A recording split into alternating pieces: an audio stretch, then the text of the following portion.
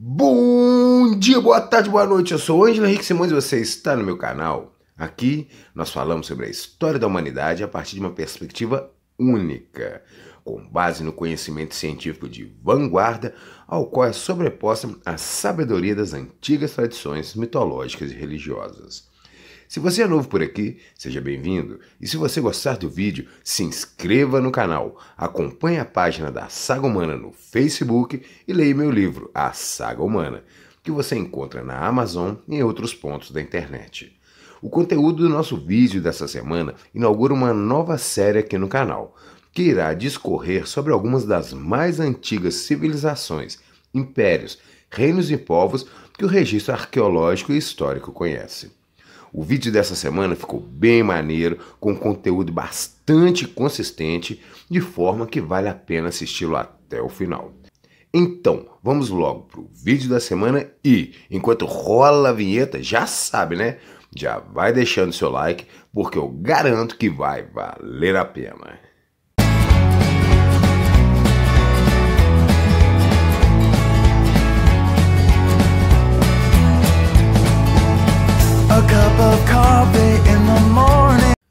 As três mais antigas civilizações. O quarto milênio AEC testemunhou a transição do período calcolítico para a Idade do Bronze e do período da pré-história para a História, cujo conjunto de efeitos foi o surgimento de uma nova etapa no desenvolvimento da humanidade. Na Mesopotâmia, no Vale do Nilo e no Vale do Indo, o poder político ficou mais forte, mais organizado, mais centralizado e mais visível no uso de espaços, na arte e na religião, de forma que culminou com a formação dos estados. Esse desenvolvimento trouxe a reboque o surgimento das primeiras cidades e dos primeiros sistemas administrativos capazes de organizar múltiplas atividades. As evidências arqueológicas demonstram que as três mais antigas civilizações foram, pela ordem, a Suméria, surgida por volta de 4100 AEC, o Egito, por volta de 3100 AEC e Harappa, por volta de 2600 AEC. Essas datas são marcadores apenas aproximados, com efeitos meramente didáticos, uma vez que os antigos assentamentos que se associam às suas mais primitivas origens remontam a muito tempo antes dessas datas, as quais apenas sinalizam o tempo no qual essas civilizações atingiram o máximo da sua maturidade civilizacional. E uma vez tendo alcançado esse ponto, esses núcleos civilizatórios mantiveram a continuidade do desenvolvimento da sua maturidade urbana, política, social, econômica, religiosa, artística e científica. Essas três grandes primeiras civilizações estiveram florescendo e se desenvolvendo ao longo de todo o quarto milênio AEC, nos vales férteis dos sistemas aluviais do Tigre-Eufrates, do Nilo e do Indo, os quais deram suporte à existência dessas civilizações através das terras férteis das suas margens. Por volta de 3000 AEC, os núcleos civilizatórios dessas três regiões eram os que se encontravam mais na vanguarda cultural, social, política e tecnológica daquele tempo. Dentre eles, o processo civilizacional do Vale do Indo era o menos adiantado, ao passo que o da bacia do Tigre-Eufrates era o mais adiantado entre os três. Esses três núcleos civilizatórios abarcavam os mais modernos elementos civilizatórios da sua época, tais como sistemas de escrita ou protoescrita, no caso do Vale do Indo, conhecimentos matemáticos, capacidade de empreender grandes construções e domínio sobre as mais avançadas práticas agrícolas. O contato entre sumérios, egípcios e arapianos. Tal como aconteceu com o surgimento dos centros irradiantes da agricultura, o florescimento dos três primeiros grandes núcleos civilizatórios aconteceu de maneira totalmente independente entre si. As similaridades entre as civilizações suméria, egípcia e arapiana encontram-se limitadas ao plano conceitual, através da presença de agricultura irrigada, de cidades urbanizadas, de obras de arte, de arquitetura, de um sistema de escrita e de práticas religiosas bem definidas, entre outros fatores. A natureza própria de cada sistema de irrigação, os traçados urbanos de cada região, ou a forma da linguagem de cada povo são bastante diferentes entre si. Começando pelo fator temporal, não devemos nos esquecer que o intervalo de tempo entre o florescimento da Suméria e de Harappa remonta a 1,5 milênio de distância. No sistema fluvial duplo da Suméria, existiam entre 15 e 20 cidades maiores, e cada uma delas era rodeada por cidades menores, vilas e povoados, quase todas localizadas na área dentro dos limites entre os dois rios. No Egito, o padrão mostra umas poucas cidades maiores e outras de pequeno e médio porte, dispostas linearmente ao longo do vale do rio Nilo. No sistema fluvial múltiplo do Vale do Indo, existiam duas enormes metrópoles e uma grande quantidade de assentamentos menores. E as cidades também eram bastante diferentes entre si. Enquanto o traçado urbano das cidades do Indo exibe a elegância de um planejamento prévio que contempla ruas bem definidas, as cidades da Mesopotâmia apresentavam vielas tortuosas derivadas de uma extensão urbana que se adaptava conforme as circunstâncias. Os sistemas de escrita também apresentavam mais diferenças do que semelhanças. A escrita mais antiga verificada em cada uma dessas três regiões era basicamente do tipo pictográfica, na qual a expressão de ideias era feita por meio de desenhos de símbolos, os quais eram bastante diferentes entre si. Não há nenhuma evidência indicando ter havido contato direto entre o Egito e o Vale do Indo. No Egito, contudo, houve contato com a Suméria no período imediatamente anterior à primeira dinastia, o qual é evidenciado por meio da presença de 3 lacres associados ao final do período Uruk. Já no que se refere ao contato entre mesopotâmicos e arapianos, existem evidências de contato durante a fase madura da civilização Harappa, que corresponde aos períodos sumérios, acadiano e babilônio. As evidências desse contato tomam forma na presença de manufaturas arapianas encontradas na Mesopotâmia e, no sentido contrário, por meio da presença de objetos de origem mesopotâmica e leves vestígios da influência mesopotâmica em motivos artísticos e na aparência de uns poucos lacres cilíndricos. O conjunto dos fatos levou os cientistas ao entendimento de que os processos civilizatórios que floresceram nessas regiões são fundamentalmente distintos e independentes.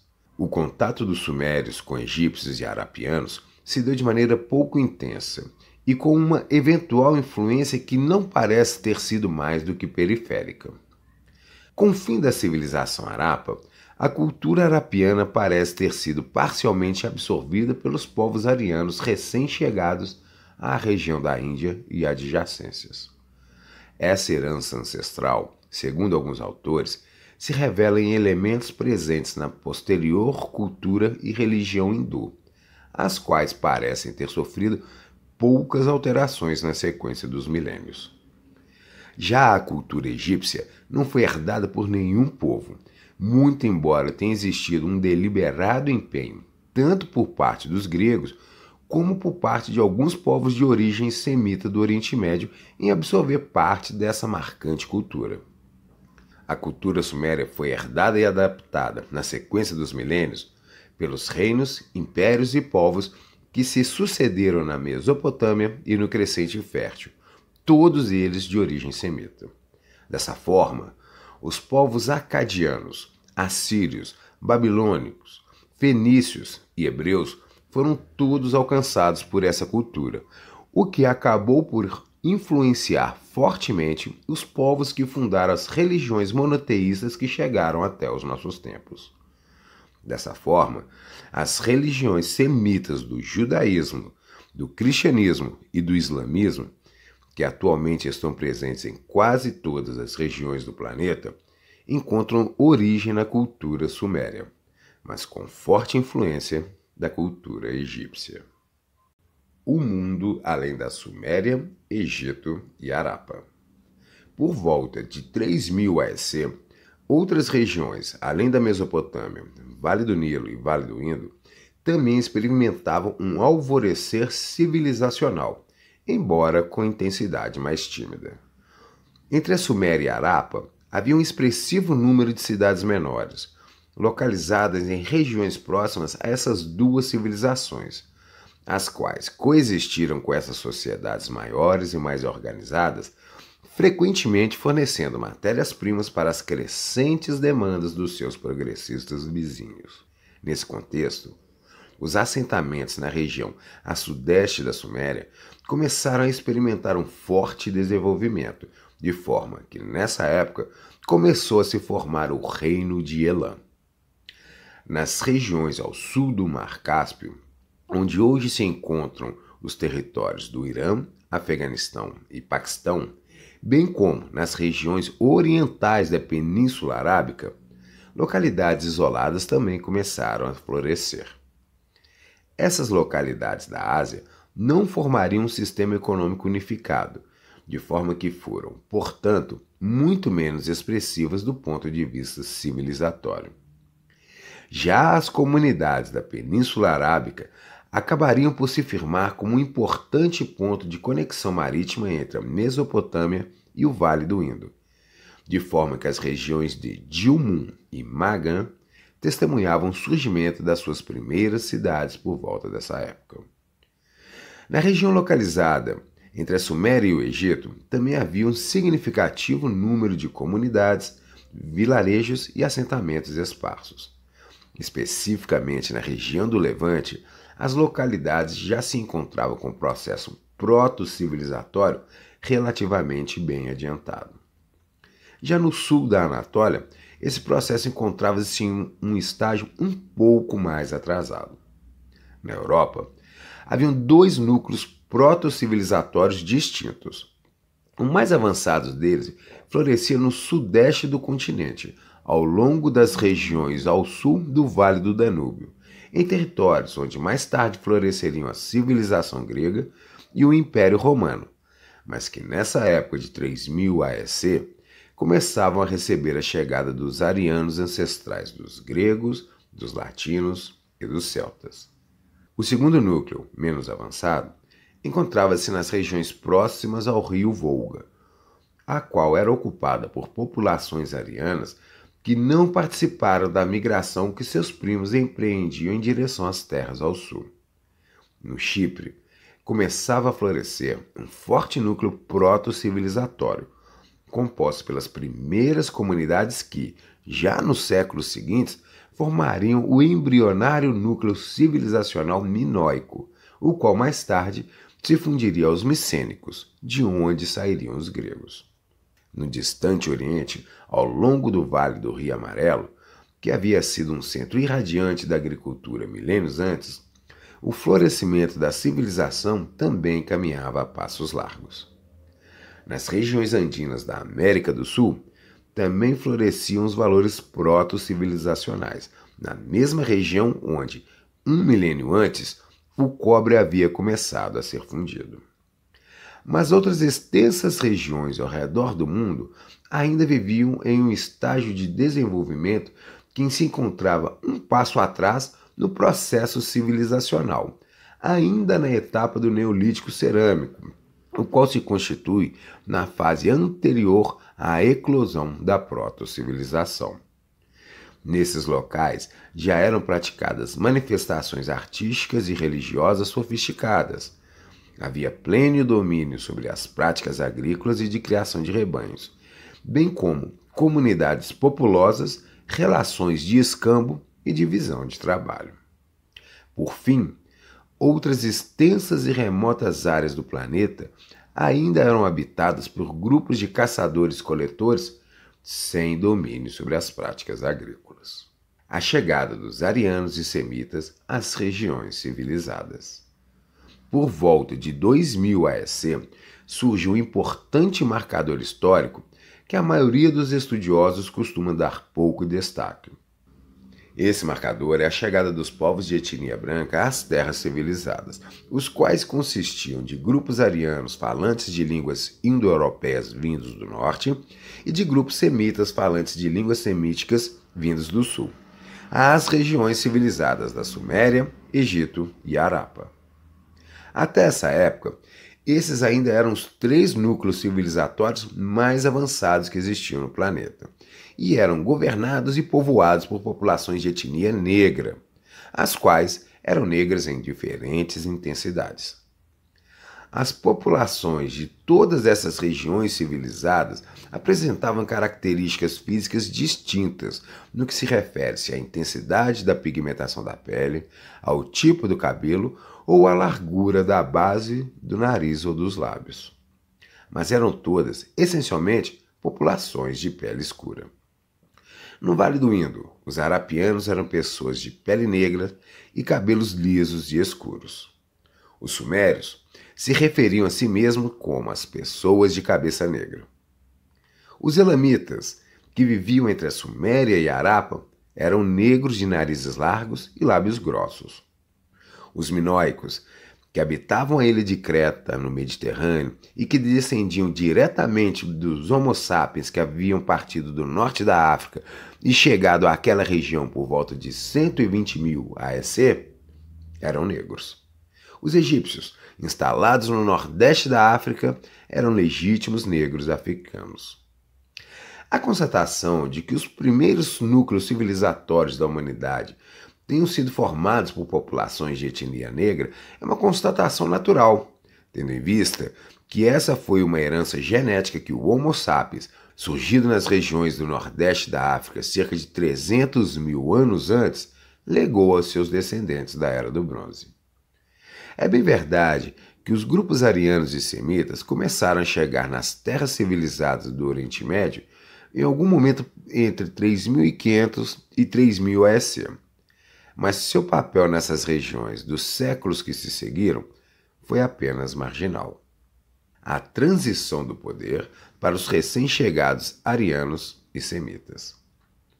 Foi entre 2200 e 1900 AEC que grupos arianos e semitas começaram a chegar em grandes levas às regiões civilizadas, e quando então passaram a interferir na ordem estabelecida, fato que culminaria com a introdução de novas línguas, novos impérios, novos reinos, novos costumes e novas religiões.